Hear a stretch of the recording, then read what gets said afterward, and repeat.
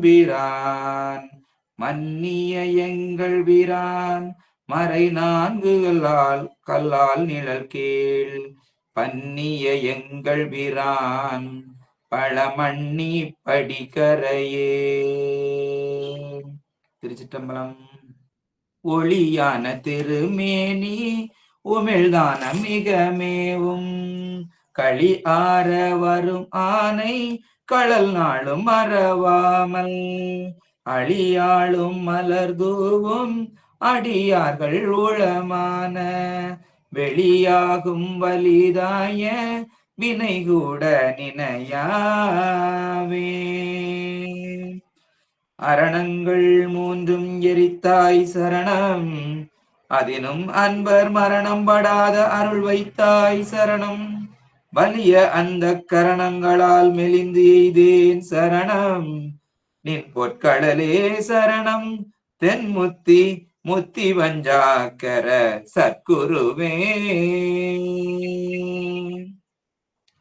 பண்டை மறை வண்டரற்ற பசுந்தே ஞானம் பறிந்து ஒழுக சிவகந்தம் பரந்து நார கண்ட இதய கமல முகைகள் எல்லாம் கண்டிரப்ப காசினி மேல் வந்த அருட்கதிரோன் விண்ட மலர் பொழில் புடை சூழ் வெண்ணை மேவும் மெய்கண்ட தேவன் மிகு செய்வநாதன் புண்டரீக மலர்தாள சிரத்தே வாழும் பொற்பாதம் எப்போதும் போற்றல் செய்வார்.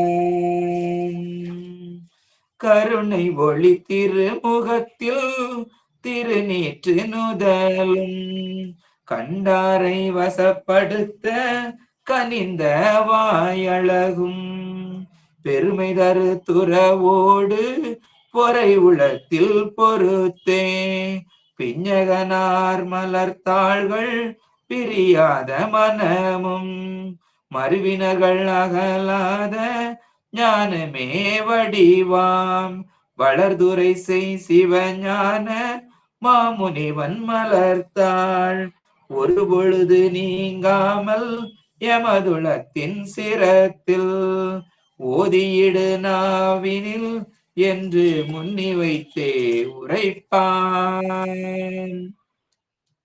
திருச்சிற்றம்பலம். பெருமானுடைய பெரும் கருணையினாலும் குருவர்களும் திருவர்களும் கூட்டி வைக்க உமாபதி சிவமையா அவர்களுடைய திருவடிகளையும் வணங்கி அவர்கள் அருளி செய்த இந்த சிவப்பிரகாசம் என்னும் சாத்திர நூலை நாம் தொடர் சிந்தனையாக சிந்தித்து வந்து கொண்டிருக்கின்றோம். இங்கு கூடியிருக்கக்கூடிய அடியார்களுடைய அனைவருடைய திருவடிகளையும் முக்கரணங்களால் வணங்கி அடியனுடைய இந்த உரையை தொடங்குகின்றேன். நம்ம கடந்த வகுப்புல அவத்தைகளை ஆரம்பிச்சுக்கிட்டு இருந்தோம். அவத்தைகள்ல கேவல அவத்தையை பார்த்தோம். கேவல அவத்தையை பார்த்த பிறகு சகல அவத்தைக்கு வரணும். ஆனா அந்த சகல அவத்தை வருவதற்கு முன்னால அந்த கேவல அவத்தையில ஒரு தடை எழுந்தது. அந்த தடையை எழுப்பியது யாரு அப்படின்னா ஐக்கியவாத சைவர் அப்படிங்கிறத பார்த்தோம். என்ன தடை எழுப்புனாங்க அப்படின்னா ஆணவ மலம் ஒன்று அப்படிங்கிற ஒன்று இல்ல அப்படின்னு அவங்க சொன்னாங்க. அப்ப அந்த ஆணவ மலம் உண்டு அப்படிங்கிறத நாம அடுத்த பாடல்கள்ல நிறுவனம். அந்த ஆணவ மலம் அப்படிங்கிறது ஒண்ணு இருக்குது அப்படின்னு சொல்லிட்டு அந்த ஆணவ மலத்தோடைய இலக்கணத்தை நம்ம பார்த்தோம். கடந்த பாடல்ல ஆணவ மலத்துடைய இலக்கணத்தையும் பார்த்தோம். சரியா? இலக்கணத்தையும் பார்த்து அது திருவருளாலதான் நமக்கு அதை செய்யுது அப்படிங்கிறத பார்த்தோம். அந்நியமானவை உணர்த்தி அனன்யமாய் நிறைந்த அறிவு அறியாமையினாலும் அருள் நிலவும் காலம் தன்னில் அவனே யாவுமாய் நின்ற தொன்மை தாம் உணர்தலாலும் உயிர்தான் என ஒன்று இல்லாதாய் மன்னியிடும் மலம் மாயை கண்மங்கள் மாறி வந்திடும் இங்கு இது வலுவாது ஆதலின் மனத்தால் உன்னறிய திருவருளை ஒழிய மலம் உள்ளது என்று உணர்வு அரிதாம் அதன் உண்மை தெரிவு அரிதாம் உனக்கே அப்படிங்கிற பாடலை நம்ம கடந்த வகுப்புல பார்த்தோம். அதனுடைய தொடர்ச்சியாக நாம் இன்னைக்கு சிந்திக்க இருப்பது சகல அவத்தை. இந்த சகல அவத்தை பாடல் 37வது பாடலாக நமக்கு வருகிறது. இது கருவிகளால் பொருள் உலகால் விளங்கும் அறிவு. நமக்கு இந்த கருவிகளாலும் பொருள் உலகாலும் தான் நம்ம என்ன ஆகுது இந்த அவத்தை படிக்கிறோம் அப்படிங்கிற இந்த பாடல்ல சொல்லப்படுது. புகழும் மலம் ஒளிதற்கு கலாதி முதல் மாயை பொருந்தியிடும் அரண் அருளால் போதம் தீபம் சகலம் எல்லாம் உடனாயவாறு போலும் தரும் அருளை மலம் உயிர்கள் சாராமல் மறைக்கும் இகலி வரும் இவை உணரில் இருள் வெளியாம் தன்மை எய்தும் வகை தன் செய்தி இலங்கும் விந்து பகர்வு அறிய உணர்வாகி ஒளியாய் உள்ள பான்மையினால் ஒரு நாதம் படரும் தானே. இது நமக்கு பாடலாக வருகிறது. இதனுடைய பதவுரையை சிந்திக்கலாம். புகழும் மலம் அப்படின்னா சொல்லப்பட்ட ஆணவத்தை, ஏற்கனவே நம்ம மலம்னு ஒண்ணு நிறுவி இருக்கிறோம் இல்லையா, அந்த மலத்தை சொல்லப்பட்டு அதான் ஆணவத்தை ஒளிதற்கு நீங்கும் பொருட்டு அரண் அருளால் சிவனது கிருபையால் முதல் மாயை சுத்தமாய காரியமான வாக்காதிகளும் கலாதி அசுத்தமாய காரியமான கலை முதலிய மாயா தத்துவங்களும் பொருந்தியிடும் வந்து கூடும், இந்த உயிர்களை வந்து கூடும். போதம் அறிவு விளங்குதல், தீபம் விளக்கானது, சகலம் எல்லாம் தண்டு தகளி நெய் திரி முதலிய எல்லாம் உடனாய ஆறு போலும் கூடியதால் பிரகாசிப்பது போலும், இந்த தத்துவங்களை உயிருக்கு கூட்டுனதுனால பிரகாசிப்பது போலும். தரும் அருளை கூட்டி வைக்கின்ற சிவனது அருளை உயிர்கள் சாராமல், உயிர்கள் பொருந்தி உணராதபடி மலம் மறைக்கும், அவற்றை ஆணவம் தடுத்து நிற்கும். இகலி வரும் விரோதித்து வருகின்ற, இப்படி விரோதித்து வருகின்ற இவை இத்தத்துவங்களையும் ஆணவத்தையும் உணரின் ஆராய்ந்து பார்த்தால் இருள் வெளி ஆம், இருளும் ஒளியும் போன்ற தன்மை எய்தும், தன்மையுடையனவாய் இருக்கும் வகை இம்மறைத்தல் விளக்குதல்கள் தன் செய்தி எப்போது முள்ள செய்கையாகும், இது எப்போதும் உள்ள செய்கையாகும். இலங்கும் விந்து விளக்கமுள்ள அபர விந்துவிலிருந்து பகர்வு அறிய சொல்லுதற்கு அறிய உணர்வு ஆகி ஞான மாத்திரைக்கு ஒளியாய், ஞான மாத்திரைக்கு ஞான மாத்திரையாகியும் ஒளியாய் இந்த பரசரீரத்தில் உள்ள நாத மாத்திரையுமாய் விளங்கும். உள்ள பான்மையினால் ஆன்மாவின் அறிவு விளங்கும் பொருட்டு ஒரு நாதம் ஒப்பற்ற சூக்ம வாக்கானது எழுத்தோசை மாத்திரமாய் படரும் மேற்சொல்லும் செல்லும். இது நமக்கு பதவுரையா வந்திருக்குது. நமக்கு விளக்கத்தை சிந்திக்கலாம். புகழும் மலம், இப்ப சொன்ன நம்ம ஆணவம் அப்படிங்கறத நிறுவி இருக்கிறோம் இல்லையா, அந்த ஆணவ மலம், அந்த மலம்னு ஒண்ணு இப்பதான் நம்ம நிறுவிக்க இருக்கிறோம். அந்த நிறுவப்பட்ட மலம் அதுதான் புகழும் மலம். ஒளிதற்கு அதனுடைய செயல்பாடுகள் நீங்குவதற்கு கலாதி முதல் மாயை பொருந்தியிடும், கலை முதல் மாயை பொருந்தியிடும். அந்த 31 கருவிகள் நமக்கு உடம்பாக வந்து சேரும். எப்படி வந்து சேரும் அப்படின்னா அரண் அருளால். யாரால வந்து சேரும் அப்படின்னா இது அரண் அருளால் வந்து சேரும். ஏன் அப்படின்னா இத நாம பொருந்த முடியாது, நமக்கு அந்த அறிவு கிடையாது, போய் பொருந்துறதுக்கு உண்டான அறிவு கிடையாது. சரி, மாயை அந்த உடம்பே தன்னால வந்து சேருமா அப்படின்னா அதுக்கு அறிவே கிடையாது. நமக்கு அது போல அறிவு, அந்த பொருந்ததுக்கு உண்டான அறிவு கிடையாது, ஆனா அதுக்கு அறிவே கிடையாது, அதனால அதுவும் வந்து சேராது. அப்ப இதை யார் சேர்ப்பா அப்படின்னா இதை வந்து சேர்க்கக்கூடியது யாரு அப்படின்னா திருவருள் தான் வந்து சேர்க்கும். அதான் அரண் அருளால் அப்படின்னு சொல்லப்படுது. போதம், போதம் அப்படின்னா அறிவுன்னு அர்த்தம். நம்ம ஏற்கனவே சிந்திச்சிருப்போம். சிவஞான போதம் அப்படின்னா என்ன அர்த்தம் அப்படின்னா சிவஞான அறிவு, சிவஞானத்தை பெறக்கூடிய அறிவை சிந்திக்கக்கூடிய அந்த நூல் அப்படின்னு அர்த்தம். அதான் சிவஞான போதம். போதம்னா அறிவு. அப்ப அரண் அருளால இந்த கிடைக்கின்ற அறிவு, இந்த மாயை 31 கருவிகள் உடம்ப கொடுக்கறதுனால நமக்கு கிடைக்கின்ற அறிவு தான் போதம். இந்த போதம்னா அறிவு, சரியா? அப்பங்க தீபம், அடுத்து போதத்துக்கு அடுத்து தீபம். இந்த தீபம் எப்படி இருக்குது அப்படின்னா இருட்டுல தீபம், அகல் விளக்கு போல, சரியா? போதம் எப்படி இருக்குது அப்படின்னா அறிவு, போதம்ங்கிறது அறிவு. இந்த அறிவு எப்படி இருக்குதுன்னா இருட்டுல விளக்கு போல இருக்குது. அதுதான் இந்த சகல நிலை அப்படின்னு சொல்றோம். அப்ப தெளிவான காட்சி இல்ல. சகல நிலைங்கிறது தெளிவான காட்சி இல்ல. இருட்டுல இருக்கக்கூடிய அகல் விளக்கு போல மங்களா தெரிஞ்சிருக்குது அப்படின்னு அர்த்தம். அதான் இந்த சகல நிலை. சகலம் எல்லாம் உடனாயவாறு போலும்.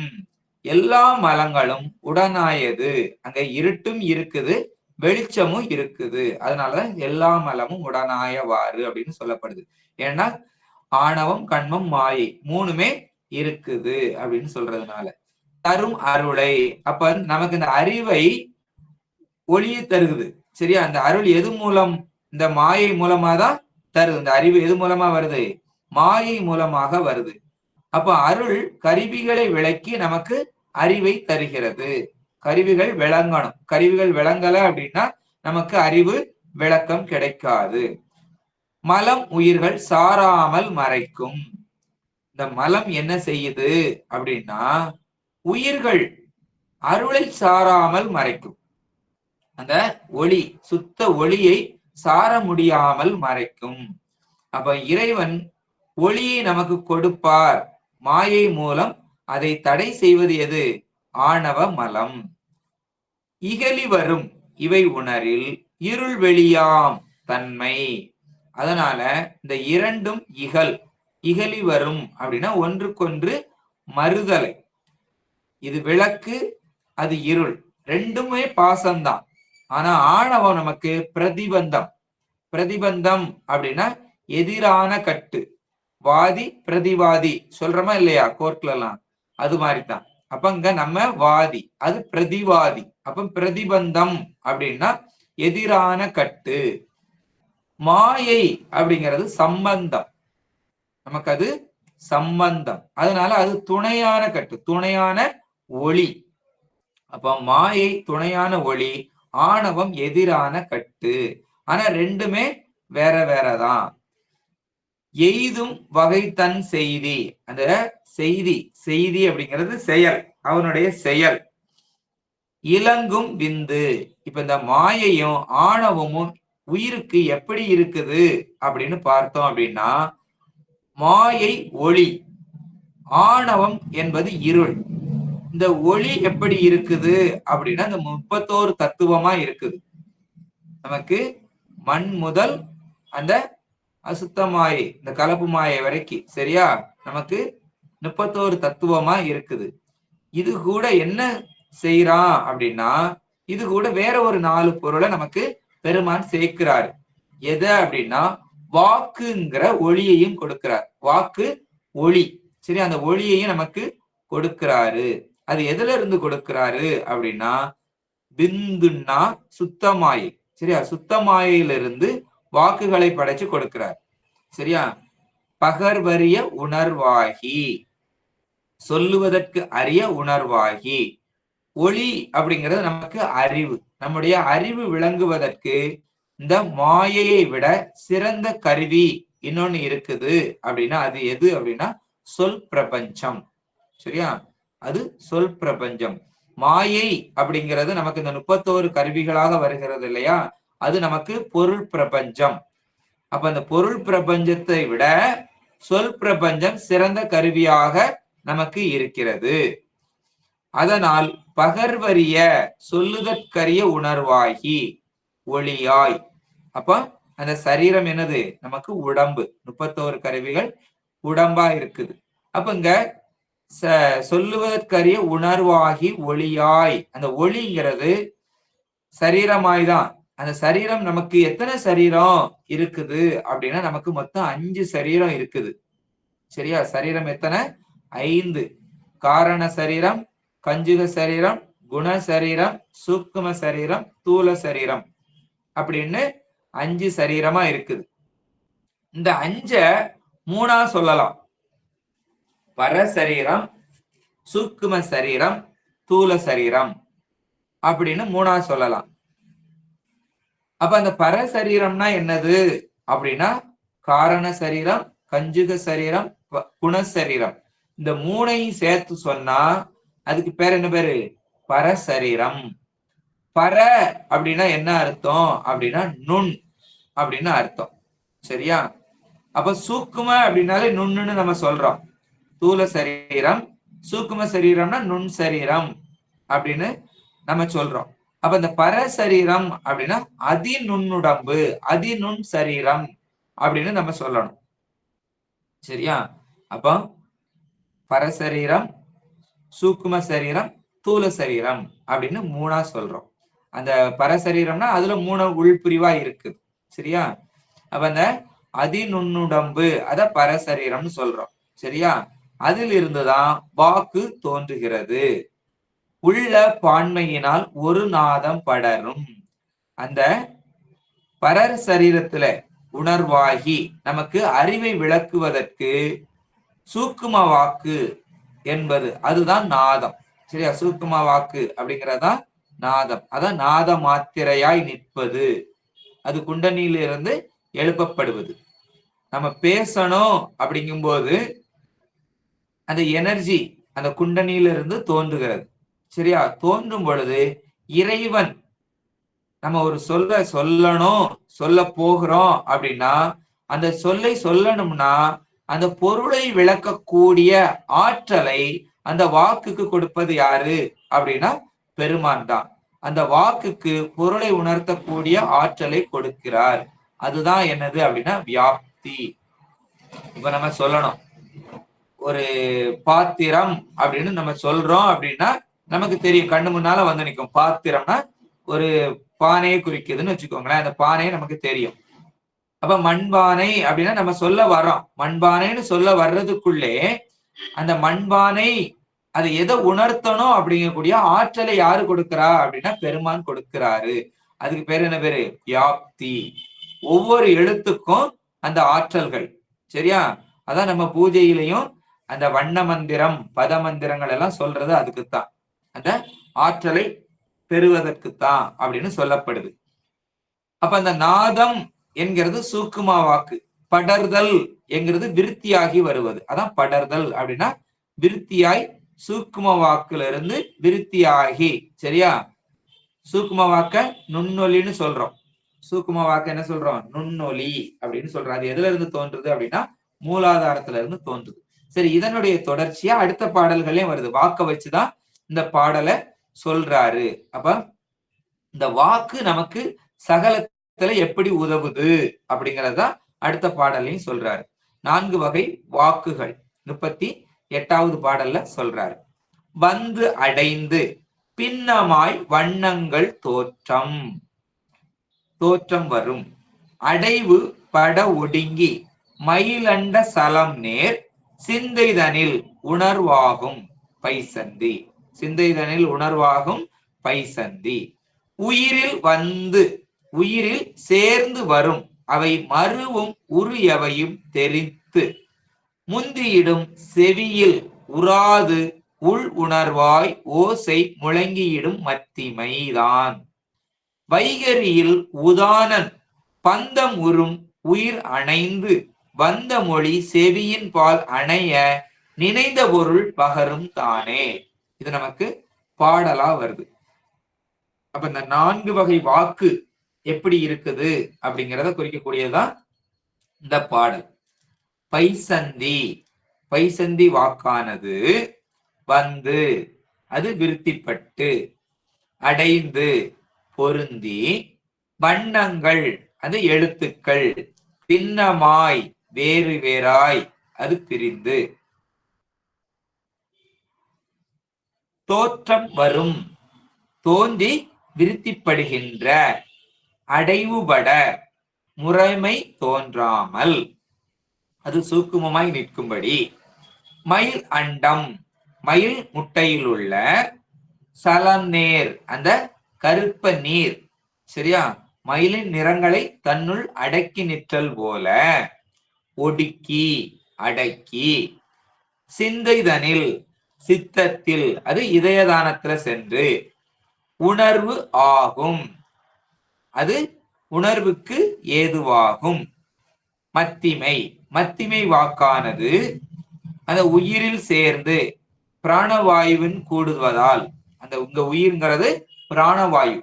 பிராணவாயுவினால கூடுவதால் வரும் அவை வருகின்ற அவ்வெழுத்துக்கள் மருவும் பொருந்திய உரு எவையும் சூக்கும வடிவங்கள் எல்லாவற்றையும் தெரித்து வேறு வேறு பிரித்து முந்தியிடும் செவியில் முற்பட்டு வருகின்ற செவிகளில் உராது கேட்கப்படாமல் உள் உணர்வு உள்ளே தான் மாத்திரமாய் அறியத்தக்க உணர்வுக்கு ஏதுவாயும் ஓசையாய் மெல்லோசையாகியும் முழங்கியிடும் தொனிக்கும்.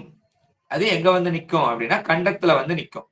வைகரியில் வைகரி எனப்படும் வாக்கில் அது இதயத்திலிருந்து கண்டத்துக்கு செலுத்திய உதானன் உதான வாயுவை அந்த உதான வாயு சேர்றதுனால பந்தமுறும் சம்பந்தப்படுத்தி உயிர் அணைந்து இந்த பிராணவாயு சேர்ந்து செலுத்த வந்த மொழி அந்த வந்த சத்தமானது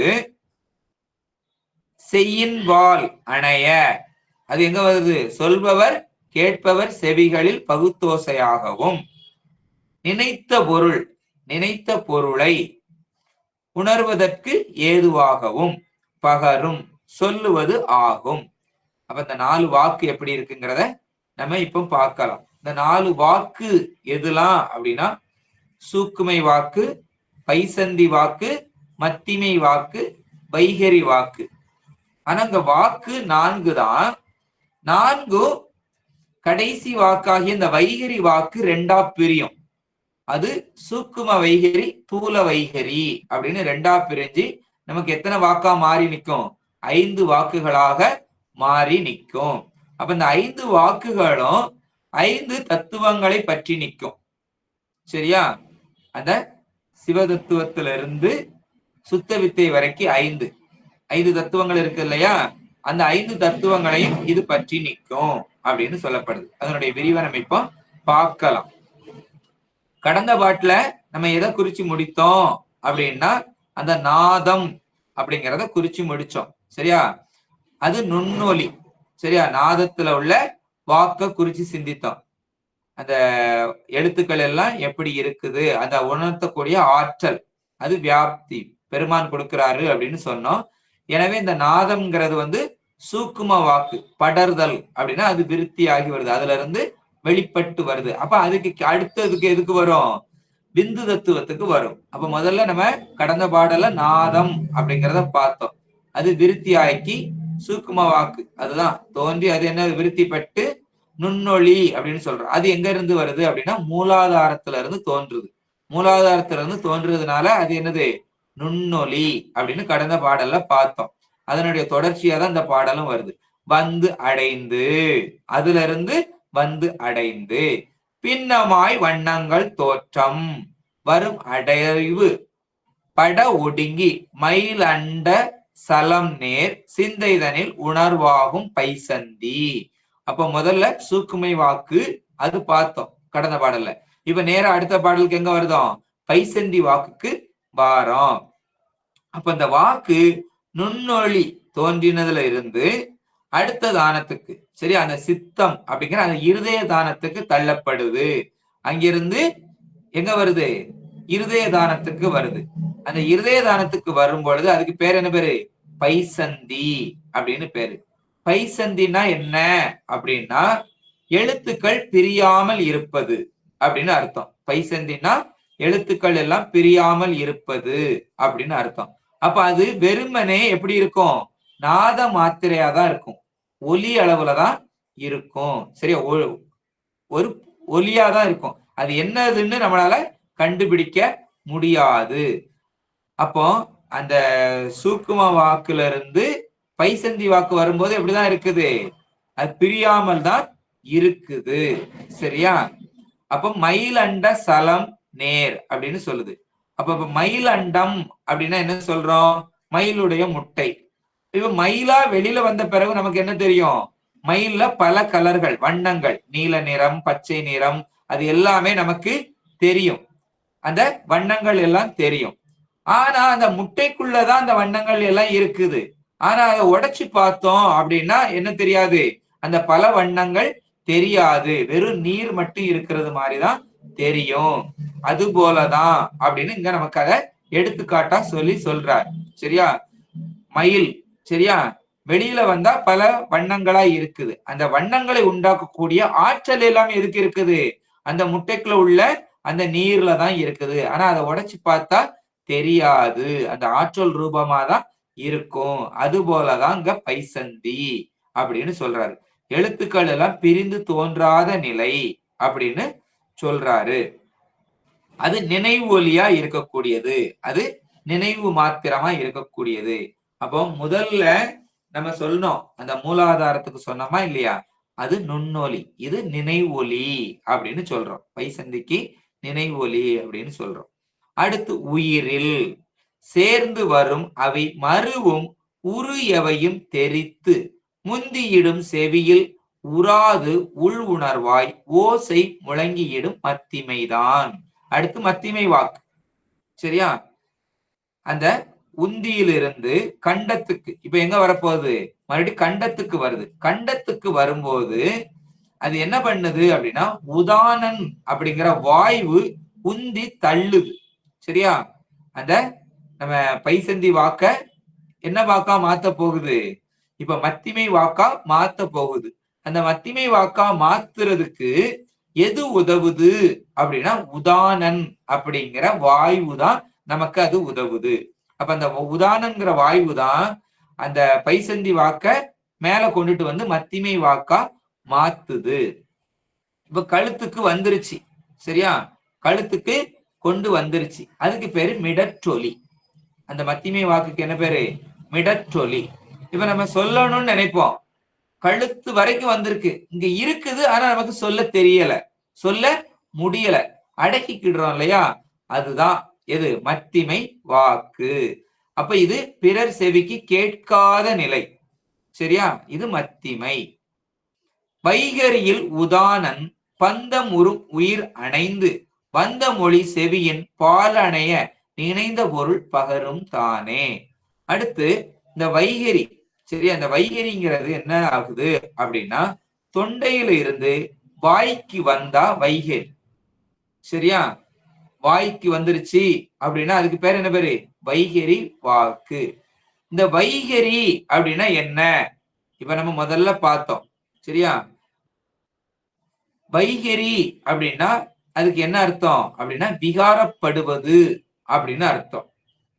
இந்த மத்திமை வாக்குல இருந்து, மத்திமை வாக்குல விகாரம் இல்ல, அதனால அதால வெளியில வர முடியல.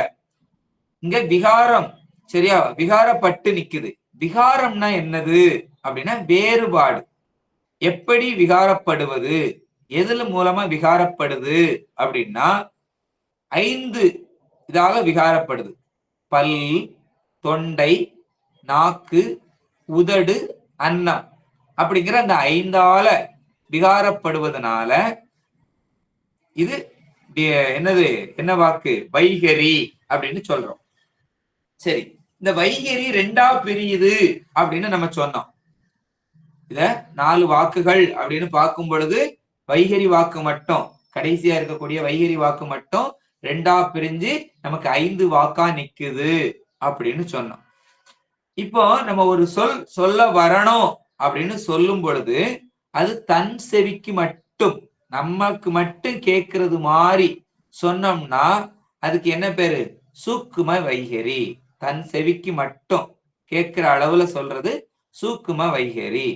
இப்ப நம்ம சொல்றது அடுத்தவங்க காதுக்கும் கேட்குது, நம்ம சொல்றது பிறருக்கும் கேட்கறது மாதிரி சொன்னா அதுக்கு தூல வைகரி அப்படின்னு சொல்றோம். சரியா? அதுக்கு தூல வைகரி அப்படின்னு சொல்லப்படுது. அப்ப இந்த வாக்கு அப்படிங்கிறது 4 தான்.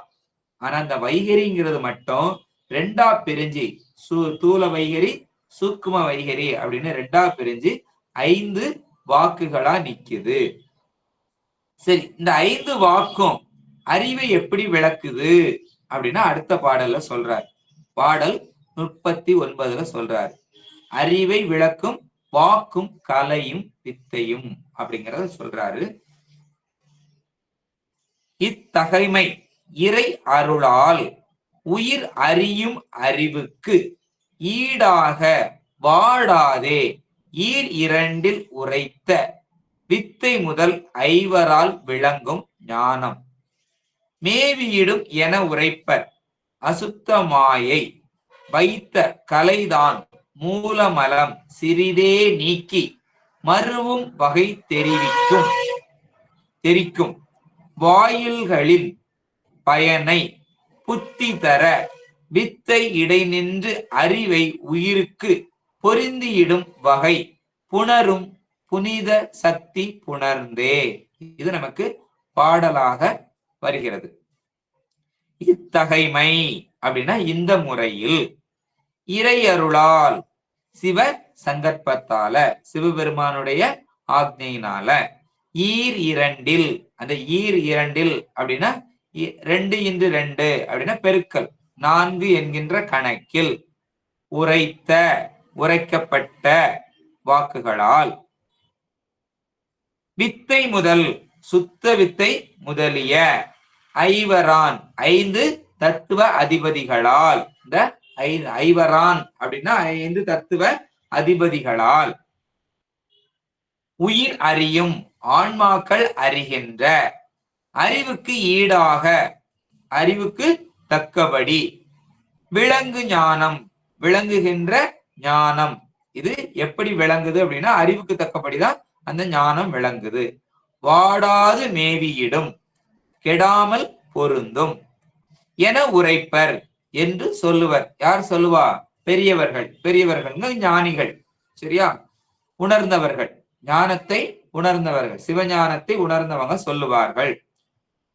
புனித சக்தி புணர்ந்து, இந்த சிவசக்தி உடன் நிற்றலால் அசுத்த மாயை, அந்த அசுத்த மாயையில் வைத்த கலை உண்டாக்கப்பட்ட கலா தத்துவம் மூலமலம் சிறிது நீக்கி, இந்த ஆணவ மலத்தை சிறிதளவு நீக்கி, அவனை சிறிதளவு நீக்கிறதுக்கு மருவும் வகை பொருந்தும் முறையில், சிறிதளவு நீக்கி பொருந்தும் முறையில் தெரிவிக்கும்.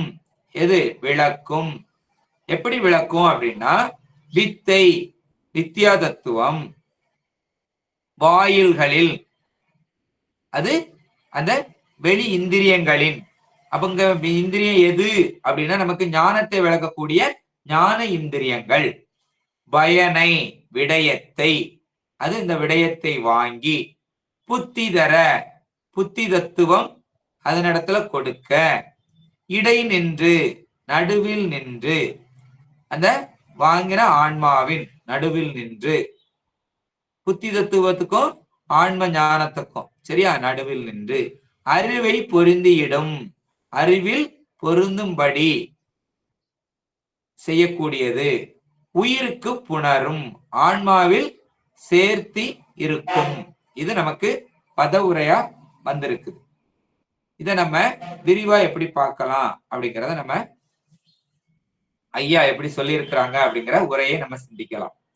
இத்தகைமை இறை அருளால் அப்படின்னா இந்த முறையில, சரியா? தகமைங்கிறது முறையில, இறை அருளால் நமக்கு பரமசிவனுடைய அருளால் உயிர் அறியும் அறிவுக்கு ஈடாக, இந்த ஆன்மா அறிகின்ற அறிவுக்கு தக்கபடி, அப்ப ஒருத்தங்க ஒரு பொருளை அறியணும் அப்படின்னா அந்த அறிவுக்கு தக்கபடிதான். நாம ஒருத்தருக்கு ஒரு செய்தியை அறிவிக்கணும்னாலும் அதுக்கு தகுந்தா போல சத்தம் வெளிப்படுது. இப்போ நம்ம அறிவுக்கு தகுந்தாக்குலதான் அறிவு விளங்குது, சரியா? அப்ப நம்ம என்ன பண்ணணும்? நிறைய படிக்கணும் அப்படின்னு சொல்றோம். படிக்கணும் அப்படின்னா என்னது? கற்றலின் கேட்டலே நன்று அப்படிங்கிறோம். நிறைய செய்திகளை கேட்டுக்கிட்டே இருக்கணும். அப்ப வகுப்புகளுக்கெல்லாம் போகணும் அப்படிங்கிறோம். அப்பதான் என்ன ஆகும்? நமக்கு அறிவு விளங்கும் அப்படின்னு நம்ம சொல்றோம். இப்ப நம்ம இங்க ஒரு செய்தி சொல்லணும் அறிவிக்கணும் அப்படின்னாலும் அங்க எதிர்த்தாக்குல இருக்கிறவங்க கூடிய அறிவுக்கு தகுந்தாக்குல தான் என்ன பண்ணுவார் பெருமான்? அதை விளக்குவாரு அப்படின்னு சொல்லுது. வாடாதே தவிராமல் ஈர் இரண்டில் உரைத்த, இந்த 2 4 அந்த 4 வகையான வாக்குகள் உரைத்த, அந்த 4 வகை வாக்கும் எப்படி இதாகுது அப்படின்னா வித்தை முதல் ஐவரால் விளங்கும், சரியா? வித்தை முதல் ஐவரால் விளங்கும். வித்தை என்று சொன்ன அது எது சொல்றோம் அப்படின்னா சுத்த வித்தையிலிருந்து நாத தத்துவம் வரை இந்த 5. அப்போ இந்த சுத்த தத்துவங்கள் 5ஐயும் ஒவ்வொரு வாக்கும் பற்றி நிற்கும். சுத்த தத்துவங்களை இந்த 5 வாக்கும் பற்றி நிற்கும். சரியா? 4 வாக்குகள் 5ஆ மாறி இருக்குதுன்னு சொல்லி இருக்கிறோம். இந்த 5 தத்துவங்களையும் சுத்த தத்துவங்கள் 5ஐயும் இந்த வாக்குகள் பற்றி நிற்கும். ஏன் அப்படின்னா வாக்குகள் என்ன பண்ணாது, தனியா நிக்காது. சொல் எல்லாமே பொருளை பற்றி தான் நிற்கும். சரியா? எந்த ஒரு சொல்லும் அப்படின்னு தனிச்சு சொல்ல முடியாது. அதுக்கு ஏதாவது ஒரு பொருள் இருக்கும், பொருளை பற்றி தான் நிற்கும். அதுக்கு எல்லாம் பற்றுக்கோடு எது அப்படின்னா இந்த 5 தத்துவம் தான். இந்த 5 சொல்லுக்கும் வாக்குக்கும் 5 தத்துவம் தான் பற்றுக்கோடா இருக்குது. அது எதுலாம் அப்படின்னா அது நாத தத்துவம், பிந்து தத்துவம், சதாக்கிய தத்துவம், மகேஸ்வர தத்துவம், சுத்த வித்தை அப்படிங்கக்கூடிய இந்த 5 தத்துவங்களும். இப்ப நம்ம நாதம் அப்படின்னு பாக்குறோம். முதல்ல நாத தத்துவம் அது என்ன செய்யுது நம்ம உடம்புல அப்படின்னா அது மூலாதாரத்துல. சரி, அந்த நாத தத்துவம் மூலாதாரமா இருக்குது. சரியா? மூலாதாரத்துல சூக்குமை வாக்கா, சரியா, வாக்குல ஏதா இருக்குது, சூக்குமையா இருக்குது. அதுக்கு இன்னொரு பேர் என்னன்னா நுண் ஒலி. அது நுண் ஒலி அப்படின்னு சொல்றோம். இந்த விந்து தத்துவம் அப்படின்னு சொல்றோம். அது நாபி, நம்மளுடைய உந்தி. சரியா? அதுக்கு பைசந்தி வாக்கு. அது எது? பைசந்தி வாக்கு. அத நினைவொலி அப்படின்னு சொல்றோம். அத சாதாக்கியம் அப்படிங்கிறது இருதயத்துல சொல்லப்படுது. சரியா? நம்ம உடம்புல இருதயத்துல சொல்றோம். அது மத்திமை வாக்கு. சரியா? மத்திமை வாக்கு. அது மிடற்றொலி. அடுத்து ஈஸ்வர தத்துவம். ஈஸ்வர தத்துவங்கிறது கண்டத்துல சொல்றோம். நம்ம உடம்புல கண்டத்துல சொல்றோம். அது சூக்கும வைகரி. அது புற ஒலிதான், வெளியில வந்துருச்சு, ஆனா நம்ம காதுக்கு மட்டும் கேக்குது. சரியா? அதனால சூக்கும வைகரி, அது புற ஒலி. அடுத்து சுத்த வித்தை. அது நமக்கு இங்க முகம். சரியா? வாய். அது தூல வைகரி. தூல வைகரி அது புற ஒலி, வெளியில வந்துருது, அடுத்தவங்க காதுக்கும் கேட்கிறது மாதிரி இருக்கிறது. அதனால அது தூல வைகரி அப்படின்னு. அப்போ இந்த 5 தத்துவமும் நம்ம உடம்புலயே 5 இடத்த சொல்றோம். மூலாதாரம், நாபி, இருதயம், கண்டம், முகம், அதான் வாய் அப்படின்னு சொல்றோம். அப்ப சூக்குமை வாக்கு, பைசந்தி வாக்கு, மத்திமை வாக்கு, சூக்கும வைகரி, தூல வைகரி. அதுக்கு இன்னொரு பேரு நுண்ணொலி, நினைவொலி, மிடற்றொலி, புற ஒலி, புற ஒலி. அந்த கடைசி 2க்கும் புற ஒலி தான். சரியா? இப்படி 5 தத்துவங்களையும் பற்றி நிக்குது. இப்ப நம்ம வீணைன்னு எடுத்துக்கிடுவோம். வீணை எல்லாம் எதை பற்றி நிக்குது அப்படின்னா அந்த நரம்பை பற்றி நிக்குது. நரம்புங்கிறது ஒரு பொருள். அப்ப அந்த பொருளுக்குள்ளதான் அந்த நாதம் இருக்குது, அந்த சப்தம் இருக்குது. அப்போ அந்த இது எல்லாமே வாக்குகள் எல்லாமே பொருளை பற்றி தான் நிற்கும் அப்படின்னு சொல்லப்படுது. ஐவரால் விளங்கும் ஞானம் மேவியிடும் என உரைப்பர். இது ஐவரால் விளங்கும். அப்போ சொல்லாலேயே நமக்கு அறிவு விளங்குது, பொருளாலையும் அறிவு விளங்குது. அதான் கருவிகள். கருவிகள்ங்கிறதா பொருள். சரியா? தத்துவங்கள் அதாலையும் அறிவு விளங்குது. அதைத்தான் திருவெம்பாவையில நம்ம மணிவாசகர் சொல்லி இருக்கிறார். சரியா? பாதாளம் 7 கீழ் சொற்கழிவு பாதமலர். இது சொல்லுலக சொல்லக்கூடியது. போதார் புனை முடியும் எல்லா பொருள் முடிவே. இது பொருள் உலகு. அப்பங்க சொல்லுலகத்தையும் சொல்றாரு, பொருள் உலகத்தையும் சொல்றாரு. உலகப் பொருள். சரியா? எல்லாத்தையும் கடந்தவன்.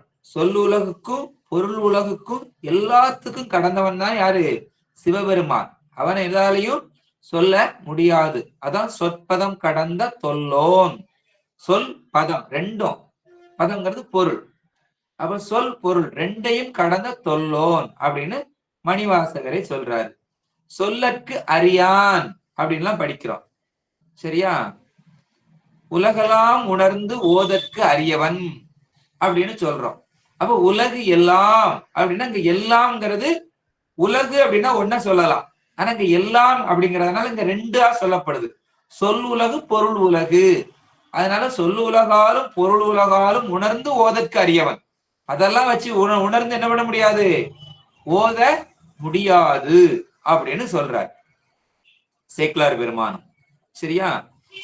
அதனால இந்த உலகத்தாலேயோ சொல்லாலேயோ என்ன பண்ண முடியாது, பெருமான உணர்ந்து அறிவதற்கு அது உதவாது. அப்ப எதுதான் உதவும் அப்படின்னா, அவன் அருளாலே அவன்தாள் வணங்கி.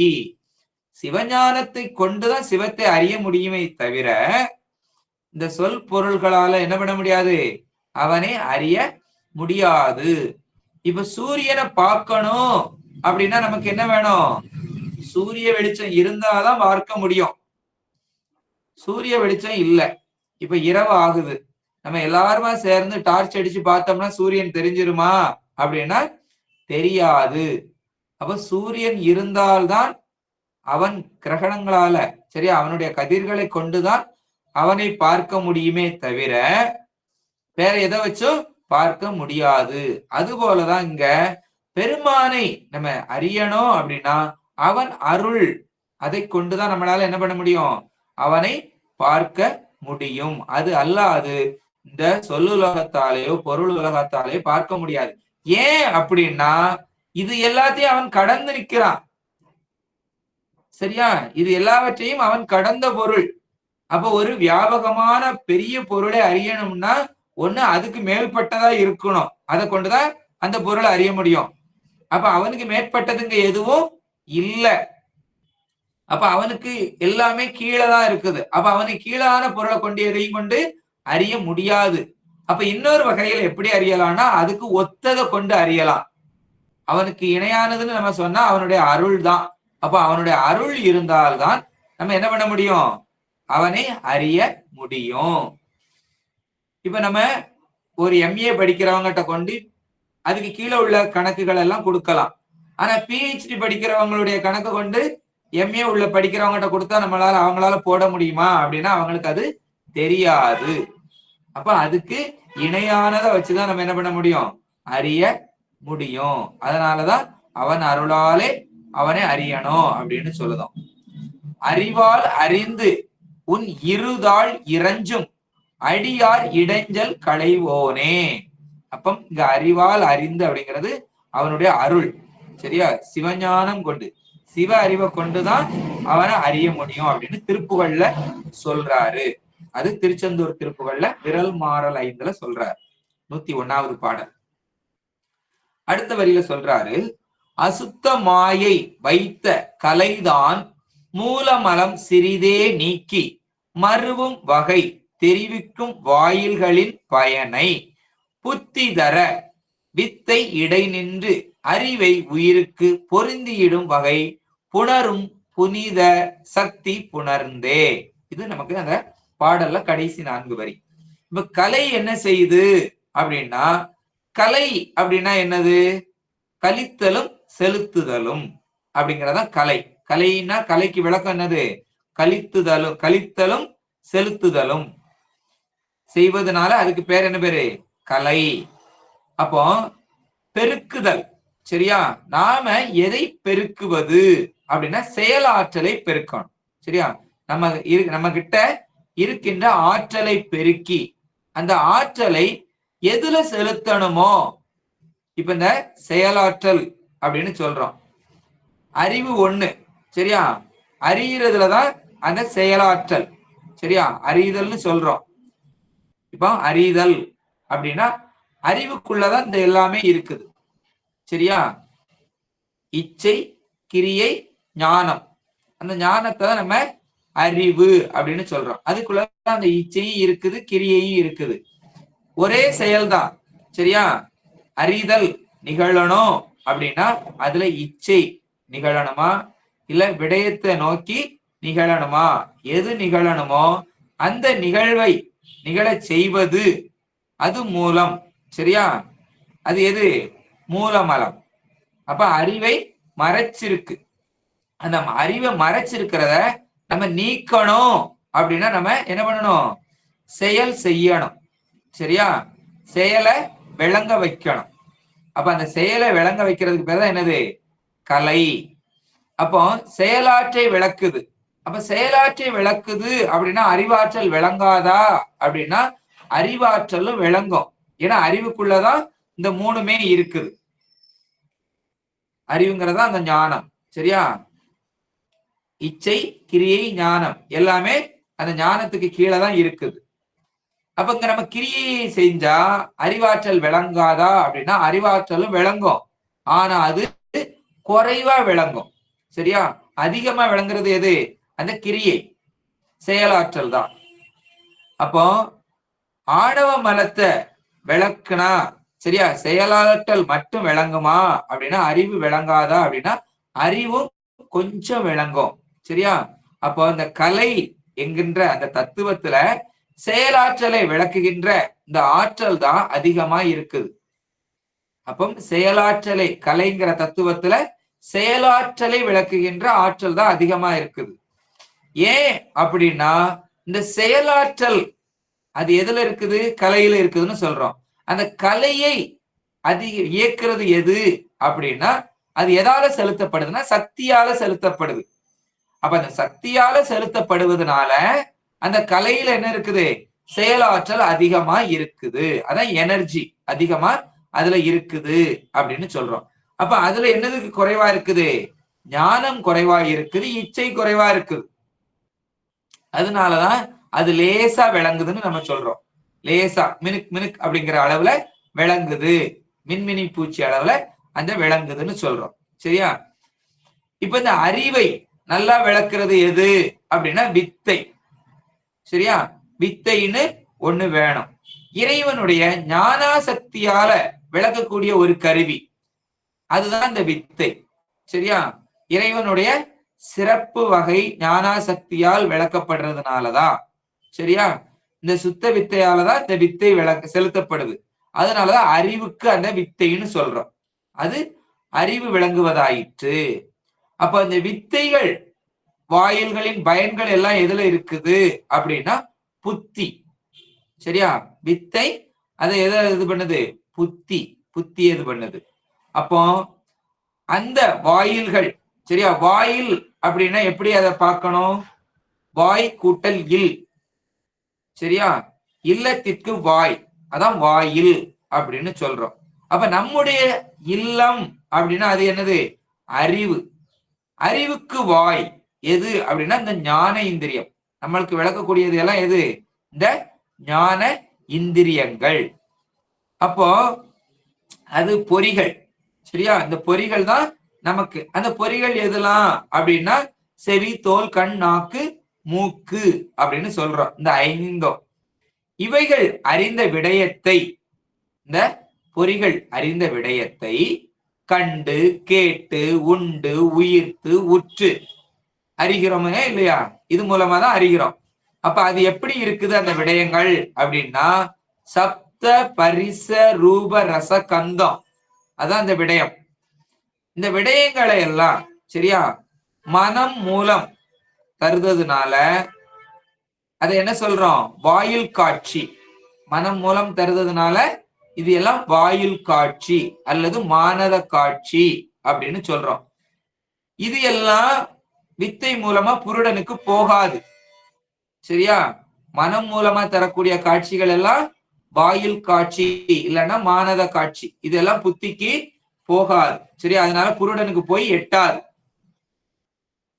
சபிகற்ப காட்சினா புத்தி மூலம் போகும். வாயில்களின் பயனை அது புத்திக்கு தர மனம் என்ன செய்யுது? நேரா அவன்கிட்ட கொடுக்காம புத்திக்கு தந்து, புத்தி என்ன பண்ணுது அப்படின்னா பழைய நினைவுகளோடு ஒப்பிட்டு விகற்பமாக்கி வேறுபடுத்தி, சரியா, இந்த 5 வகையால வேறுபடுத்துது. இந்த 5 வகை என்னது அப்படின்னா ஒரு பொருள்ல இருந்து இன்னொரு பொருளை வேறுபடுத்துவதற்கு 5 இது தேவைப்படுது. அந்த 5 என்னதுலாம் அப்படின்னா பெயர், சாதி, குணம், தொழில், உடைமை. இந்த 5ஆல வேறுபடுத்தி அந்த புத்தி என்ன பண்ணும் அப்படின்னா புண்ணிய பாவம் சார்ந்து, இப்ப நல்வினை பயன் அனுபவிக்கணும், புண்ணியமா வரும். புண்ணியமா இருக்கிறது நல்வினை பயனை அனுபவிக்கக்கூடிய நேரமா தரும். நமக்கு பாவத்தை அனுபவிக்கணும் அப்படின்னா அது தீவினை பயனாக தரும். அந்த நேரத்தை தரும். நுகர்ந்த நேரமானது அந்த நேரத்தை பார்த்து அதுக்கு தகுந்தாற் போல நமக்கு என்ன பண்ணும், புத்தி விளக்கும் அப்படின்னு சொல்லப்படுது. சரியா?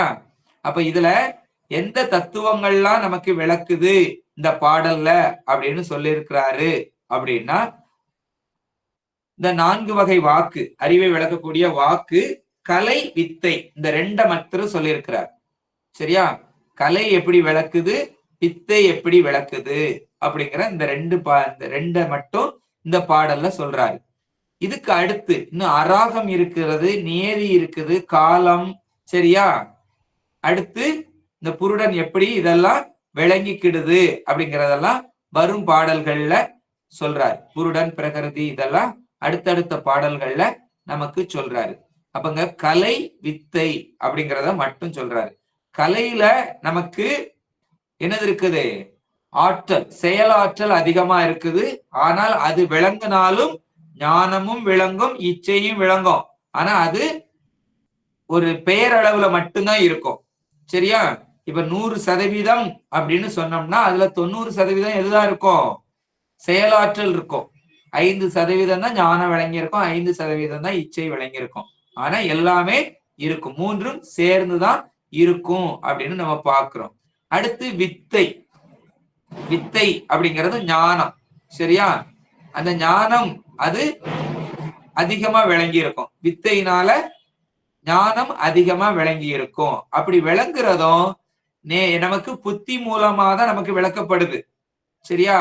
அது நேரடியா மனம் மூலமா போச்சுதுன்னா அது மானத காட்சி அப்படின்னு சொல்றோம். அது நமக்கு என்ன ஆகாது, விடயமா வராது. புத்திக்கு போய் புத்தி அதை விளக்கி, சரியா, அத நமக்கு நல்வினை தீவினை பயனை அனுபவிக்கிறதுக்கு அந்த பாவ புண்ணியத்தை பார்த்து அது எந்த காலத்துல வருது அப்படின்னு பார்த்து நமக்கு அது நல்வினையை அனுபவிக்கணும்னா அது புண்ணிய காலமா இருக்கும். தீவினையை அனுபவிக்கணும் அப்படின்னா அது நமக்கு பாவப்பட்ட காலமாக இருக்கும் அப்படின்னு அது பிரித்து தருது அப்படின்னு சொல்லப்படுது. சரியா? அது வித்தைக்கு கொடுத்து அது வித்தை மூலம் புருடன் அறிஞ்சு புருடன் மூலம் அந்த பயனை அறிவான் அப்படின்னு சொல்லுது. இதெல்லாம் அடுத்தடுத்து அந்த காலம் எப்படி வேலை செய்யும், நியதி எப்படி வேலை செய்யும், அராகம் எப்படி வேலை செய்யுங்கிறத அடுத்த பாடல் 40வது பாடல்ல சொல்லப்படுது. இதை நாம வருகின்ற வகுப்புல இருந்து சிந்திக்கலாம் என்று சொல்லி இத்தனை நேரமும் இந்த உமாபதி சிவமையா அருளிய இந்த ஞான சாத்திர நூலை அடியனின் குருநாதர் மூலமாக அடியன் விளங்கி கொண்ட வகையில அடியன் உங்களுக்கு சொன்ன கருத்துக்களை பொறுமையாக இருந்து கேட்ட அடியார்களுடைய கமலபாதங்களை அடியேன் வீழ்ந்து வணங்கி நிறைவு செய்கின்றேன். வாழ்த்தும் குருமரபு வாழ்த்தும். ஆறிரு தடந்தோள் வாழ்க, அறுமுகம் வாழ்க, வெட்பை கூரிசை தனிவேல் வாழ்க, குக்குடம் வாழ்க, செவ்வை ஏரிய மஞ்சை வாழ்க, யானைதன் அணங்கு வாழ்க, மாறிலா வள்ளி வாழ்க, வாழ்க சீரடியாரெல்லாம்.